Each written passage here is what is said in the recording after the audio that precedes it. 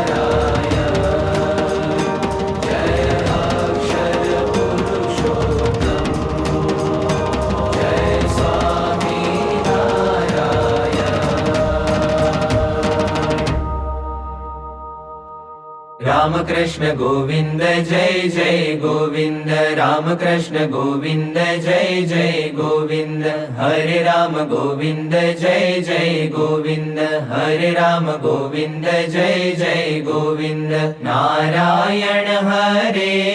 स्वामी नारायण हरे नारायण हरे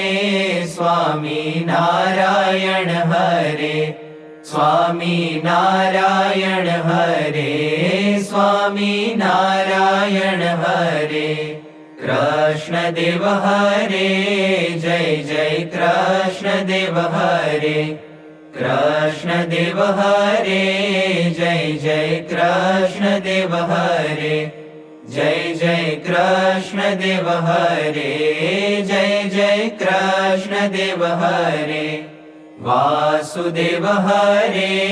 जय जय वासुदेव हरे वासुदेव हरे जय जय वासुदेव हरे जय जय वासुदेव हरे जय जय वासुदेव हरे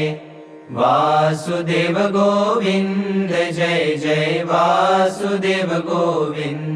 वासुदेव गोविन्द जय जय वासुदेव गोविन्द जय जय वासुदेव गोविन्द जय जय वासुदेव गोविन्द राधे गोविन्द जय राधे गोविन्द राधे गोविन्द जय राधे गोविन्द वृंदावन चंद्र जय राधे गोविन्द वृंदावन चंद्र जय राधे गोविन्द माधव मुकुंद जय माधव मुकुंद माधव मुकुंद जय माधव मुकुंद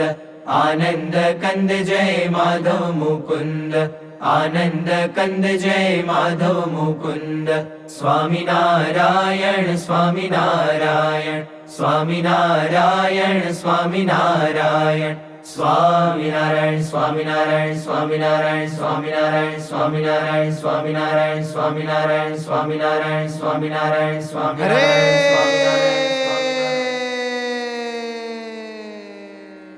अनंत कोटिन्दुरवि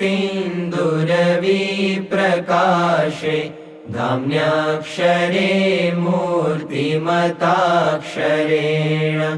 सार्धं स्थितं मुक्तगणावृतं च श्रीस्वामिनारायणमानमामि ब्रह्मादिसम्प्रार्थनया पृथिव्यां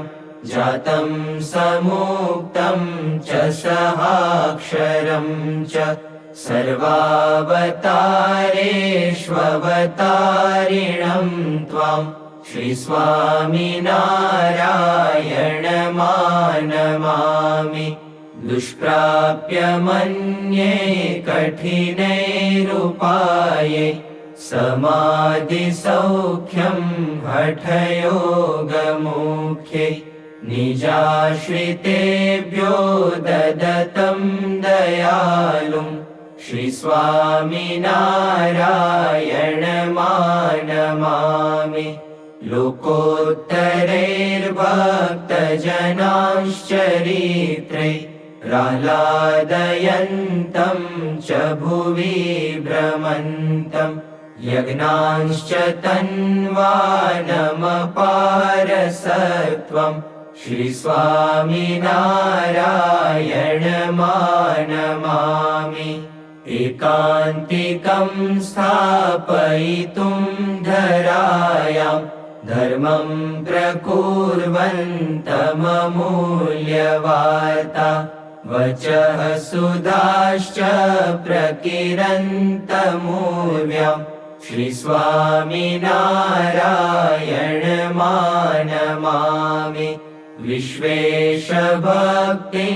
सुकरां विधातुं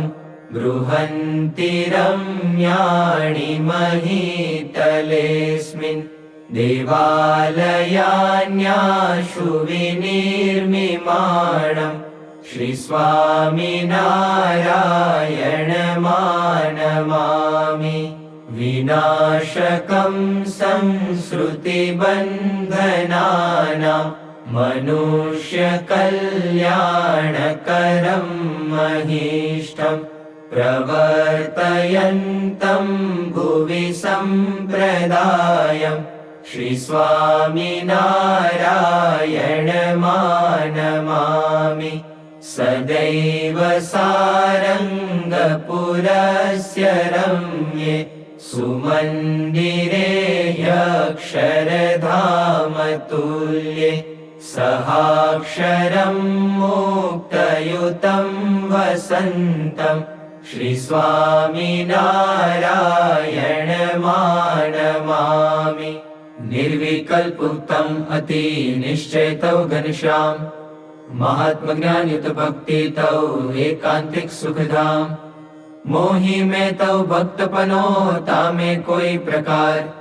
दोष न रहे कोई जात को सुनियो धर्म कुमार तुम्हारो तव हरि भक्त को द्रोह कबो नहीं होय एकांतिक तव दास को दिजे समागम मोय नाथ निरंतर दर्श तव दासन को दास एहि मागु करी विनय हरि सदा राखियो पास हे कृपालु हे भक्तपते भक्तवत्सल सुनो बात दया सिंधु स्तवन करी मांगू वस्तु साथ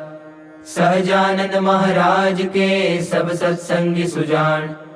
ताकू होय दृढ़ वर्तनो शिक्षा पत्री प्रमाण 100 पत्री में अति बड़े नियम एकादश जोय ताकि विक्ति करत हूँ सुनियो सब चित प्रोय हिंसा न करनी जंतु की परत्यासन को त्याग मांस न खावत मद्य को पीवत नहीं बड़भाग विधवा को पर शर्त नहीं करत न आत्मघात चोरी न करनी काहू की कलंक न कोई कुलगात निंदत नहीं कोई देव को बिन खपतो नहीं खात विमुख जीव के वदन से कथा सुनी नहीं जात यही धर्म के नियम में बरतो सब हरिदास भजो श्री सहजानंद पर छोड़ी और सब आस रही एकादश नियम में करो श्री हरि पद प्रीत प्रेमानंद कहे धाम में जाओ निशंग जग जीत श्री स्वामी नारायण भगवान की जय अक्षर पुरुषोत्तम महाराज की जय गुणातीतानंद स्वामी महाराज की जय भगत जी महाराज की जय शास्त्री जी महाराज की जय योगी जी महाराज की जय प्रमुख स्वामी महाराज की जय महंत स्वामी महाराज की जय अंतर्यामि परात् परम हितकरम सर्वोपरि श्री हरि साकारं परब्रह्म सर्वशरणं कर्ता दया सागरम् आराध्यं मम इष्टदेव प्रकटं सर्वावतारी प्रभु वन्दे दुःखहरं सदा सुखकरं श्रीस्वामिनारायणम् साक्षादक्षरधाम दिव्यपरमं सेवारतं मूर्तिमान् सर्वाधार सदा स्वरोम विवरे ब्रह्माण्डकोटिधरम् भक्ति ध्यान कथा सदैव करणं ब्रह्मस्थितिदायकम् वन्दे अक्षर ब्रह्मपादकमलम् गुणातीतानन्दनम् श्रीमन्निर्गुणमूर्ति सुन्दरतनु अध्यात्मवार्तारतम् देहातीतदशा अखण्ड भजनं शान्तं क्षमासागरम् आज्ञापालन तत्परं गुणग्रहि